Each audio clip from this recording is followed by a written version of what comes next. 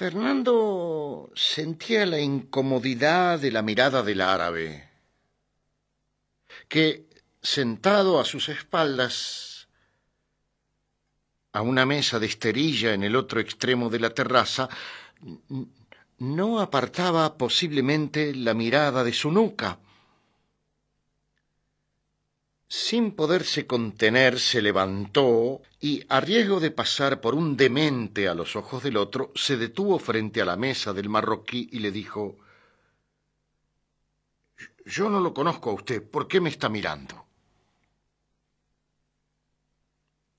El árabe se puso de pie y, después de saludarlo ritualmente, le dijo: «Señor, usted perdonará.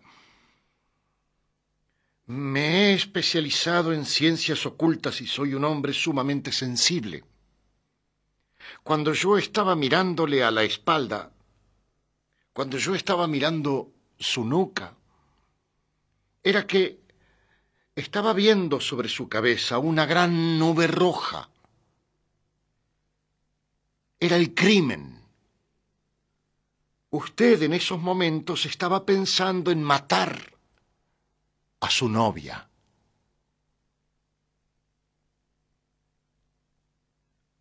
Lo que le decía el desconocido era cierto. Fernando había estado pensando en matar a su novia. El moro vio cómo el asombro se pintaba en el rostro de Fernando y le dijo: «No, siéntese, siéntese. Me sentiré muy orgulloso de su compañía durante mucho tiempo». Fernando se dejó caer melancólicamente en el sillón esterillado. Desde el bar de la terraza se distinguían casi a sus pies las murallas almenadas de la vieja dominación portuguesa. Más allá de las almenas, el espejo azul del agua de la bahía se extendía hasta el horizonte verdoso. Un transatlántico salía hacia Gibraltar por la calle de Boyas, mientras que una voz morisca, lenta, acompañándose de un instrumento de cuerda, gañía una melodía sumamente triste y voluptuosa. Fernando sintió que un desaliento tremendo llovía sobre su corazón. A su lado el caballero árabe, de gran turbante, finísima túnica y modales de señorita, reiteró: «Estaba precisamente sobre su cabeza una nube roja de fatalidad. Luego, semejante a una flor venenosa, surgió la cabeza de su novia. Yo la vi. Y yo vi repetidamente que usted pensaba en matarla. Eso vi». Fernando, sin darse cuenta de lo que hacía, movió la cabeza, confirmando lo que el desconocido le decía. El árabe continuó: «Cuando desapareció la nube roja, vi una sala. Junto a una mesa dorada había 2 sillones revestidos de terciopelo verde». Fernando ahora pensó que no tenía nada de inverosímil que el árabe pudiera darle datos de la habitación que ocupaba Lucía, su novia, porque la habitación de Lucía, su novia, miraba al jardín del hotel. Pero asintió con la cabeza. Estaba aturdido. Ya nada le parecía extraordinario ni terrible. El árabe continuó: «Junto a usted estaba su novia con el tapado bajo el brazo. Y acto seguido el misterioso oriental comenzó con su lápiz a dibujar en el mármol de la mesa el rostro de Lucía, el rostro de la novia de Fernando». Fernando miraba aparecer el rostro de la muchacha que tanto quería sobre el mármol de la mesa, y aquello le resultaba en aquel extraño momento sumamente natural.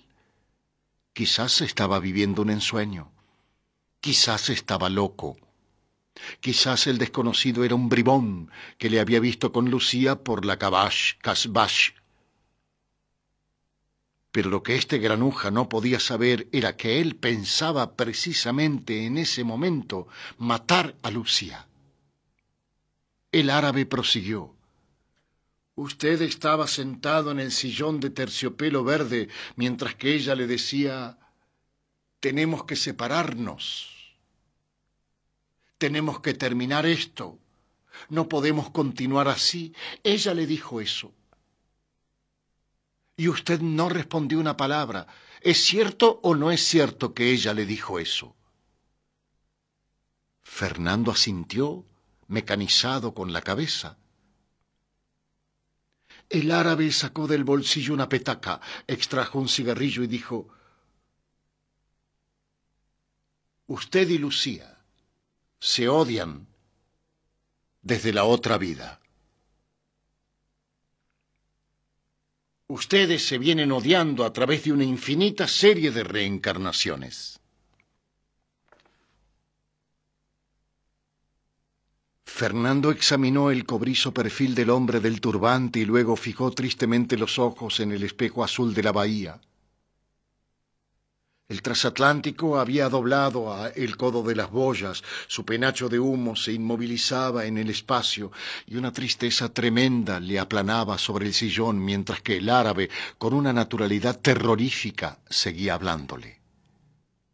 Y usted quiere morir porque la ama y porque la odia. Pero el odio es entre ustedes más fuerte que el amor. Hace millares de años que ustedes se odian mortalmente. Hace millares de años que ustedes se buscan para dañarse y desgarrarse.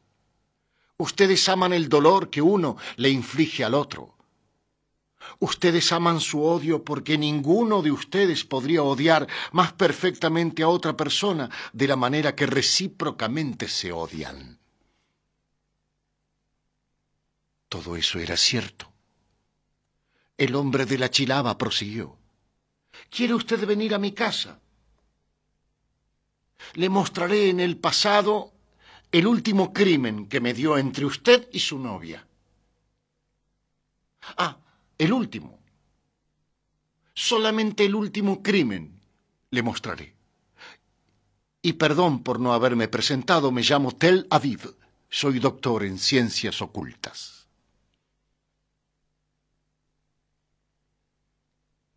Fernando comprendió que no tenía objeto resistirse a nada. Bribón o clarividente, el desconocido había penetrado hasta las raíces de su terrible problema. Golpeó el gong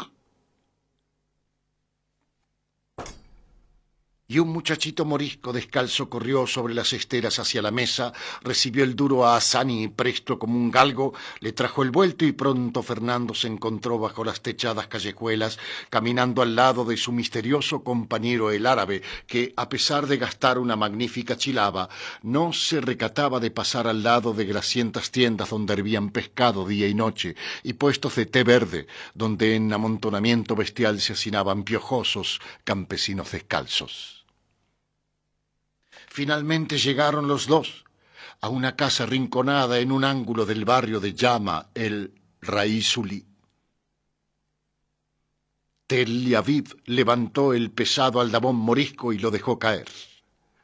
La puerta claveteada como la de una fortaleza se entreabrió lentamente y un negro del Nedgel apareció sombrío y semidesnudo. Se inclinó profundamente frente a su amo, el negro.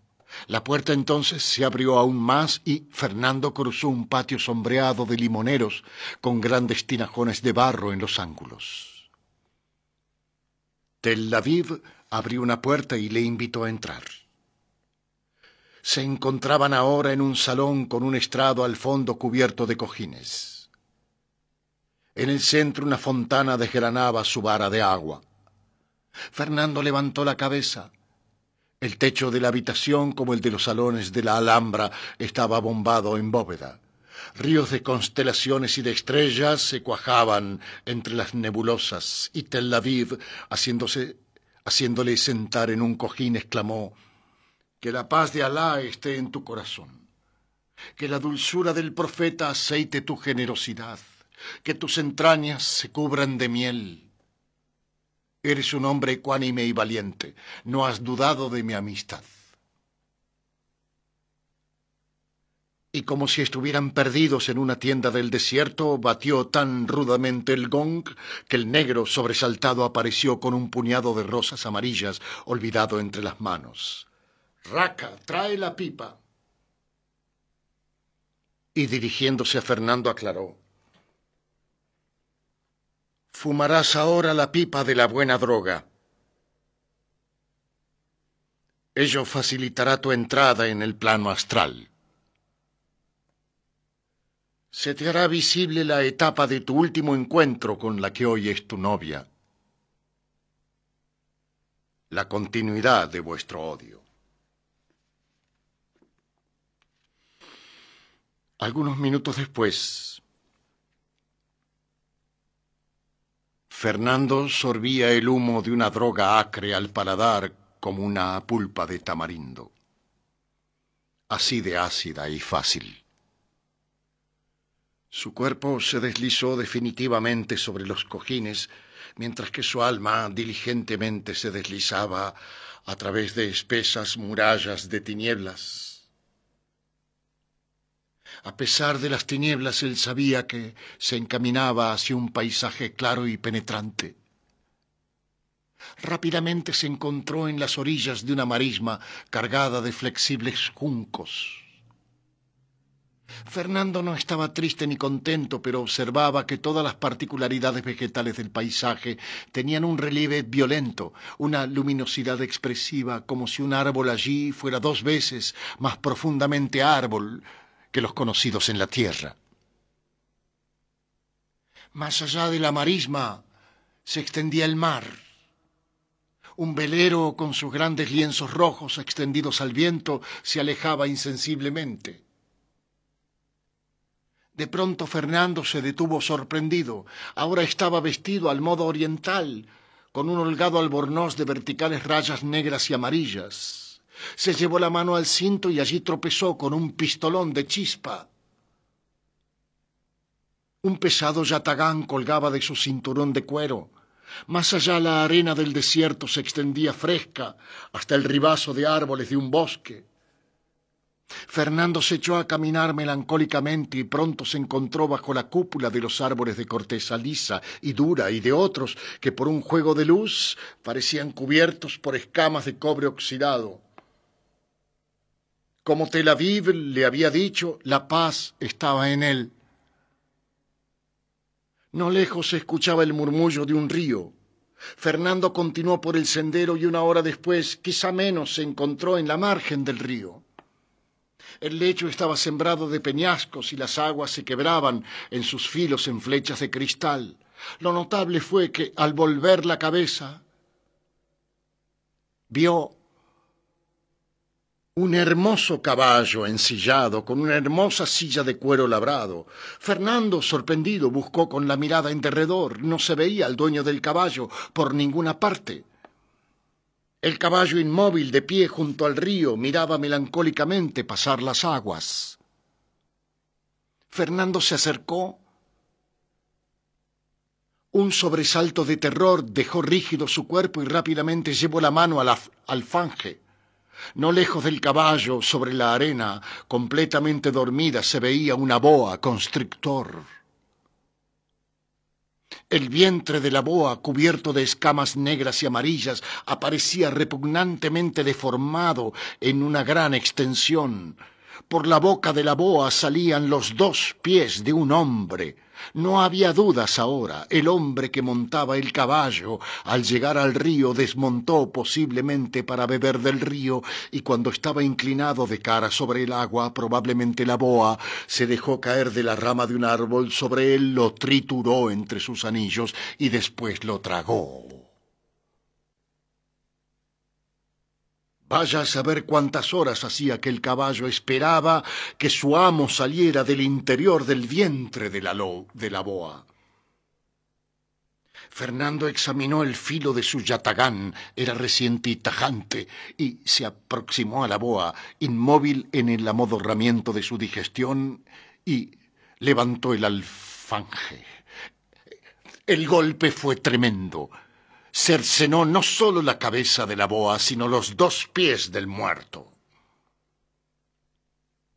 La boa decapitada se retorció violentamente. Entonces Fernando, considerando el atalaje del caballo, pensó que el hombre que había sido devorado por la boa debía ser un creyente de calidad, cuya tumba no debía ser el vientre de un monstruo.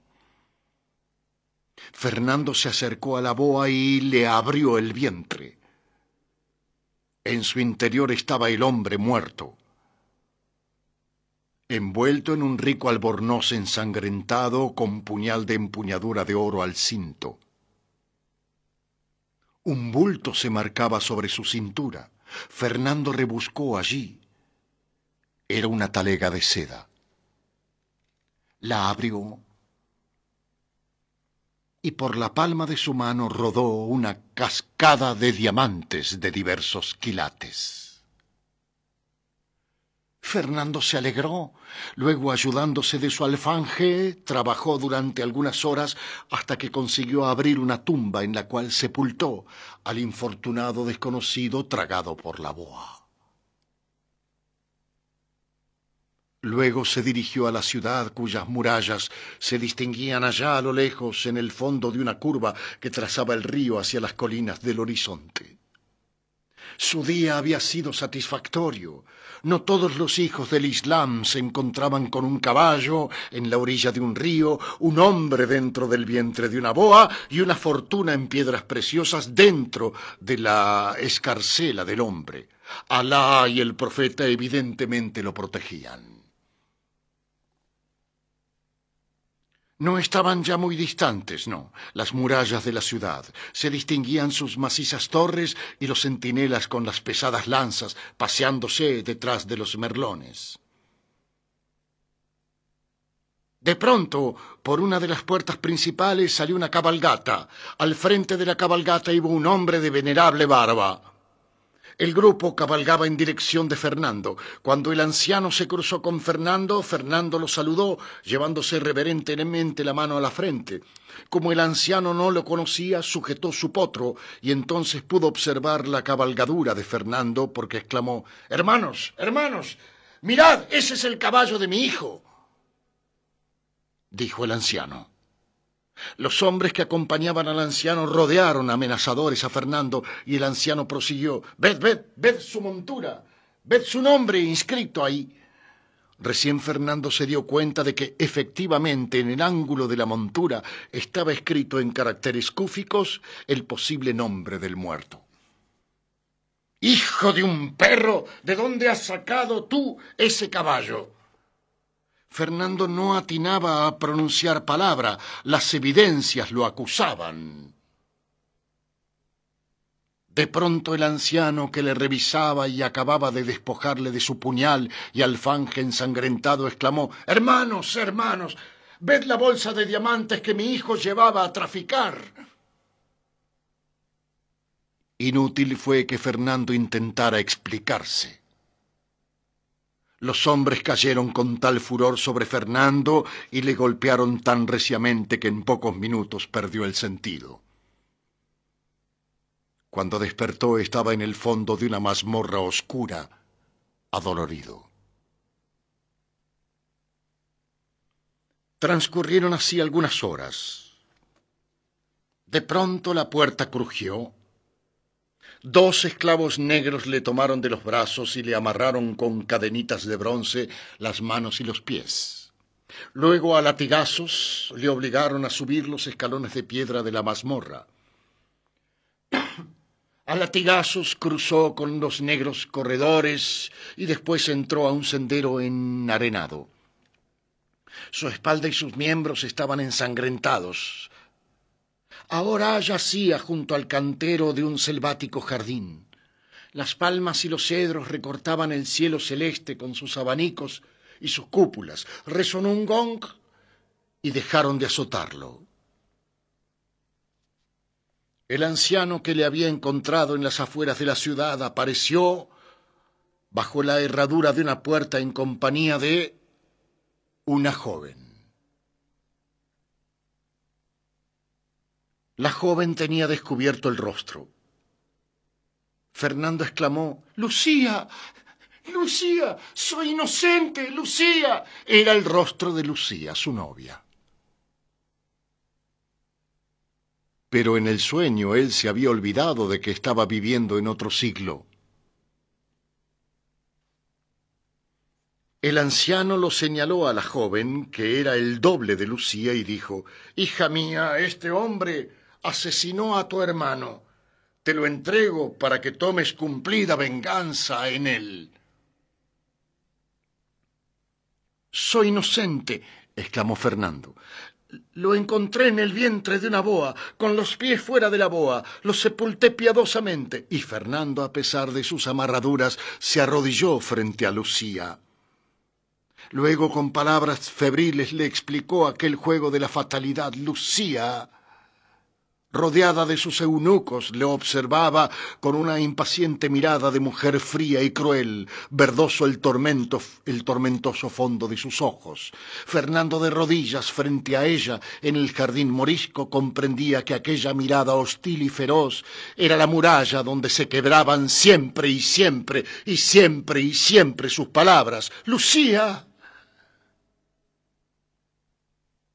Lucía lo dejó hablar y luego, mirando a un eunuco, dijo: «Afcha, échalo a los perros».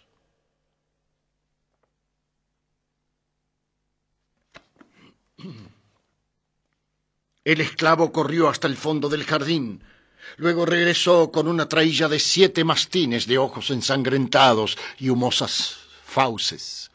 Fernando quiso incorporarse, escapar, gritar otra vez su inocencia. De pronto sintió en el hombro la quemadura de una dentellada. Un hocico húmedo rozó su mejilla, otros dientes se clavaron en sus piernas y...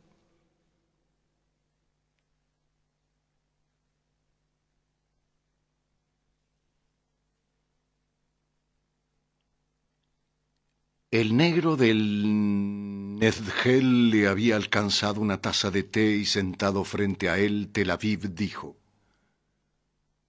«¿No me reconoces? Yo soy el criado que en la otra vida llamé a los perros para hacerte despedazar». Fernando se pasó la mano por los ojos, luego murmuró: «Todo esto, no sé, es extraño, es increíblemente verídico». Tel Aviv continuó: «Si tú quieres, puedes matarla a Lucía. Entre ella y yo también hay una cuenta desde la otra vida». «No, no. Volveríamos a crear una cuenta para la próxima vida». Tel Aviv asintió. «No te costará nada. Lo haré en obsequio a tu carácter generoso». Fernando volvió a rehusar y, sin saber por qué, le dijo a Tel Aviv: «Eres más saludable que el limón y más sabroso que la miel. Pero no asesines a Lucía. Y ahora que la paz de Alá esté en ti para siempre». Y levantándose salió.